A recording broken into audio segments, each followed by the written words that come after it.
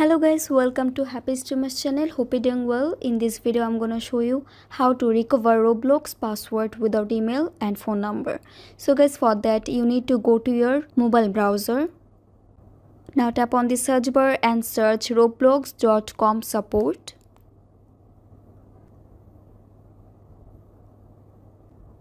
And guys, at first you need to write here your username here, and then you can write here your first name of Roblox.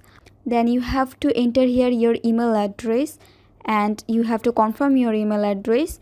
Then you have to select your phone category like iPhone or Android phone or PlayStation etc. And then you have to select here your phone category. And after all this, you can write here your some issues, or you can also skip this part, and after all completing this, just tap on continue, and after that you will be contacted by customer support shortly. So guys, that's it. That's how you can do it. So guys, I hope this video was helpful to you. If it was, then please give a thumbs up and hit the subscribe button, and thanks for watching the video.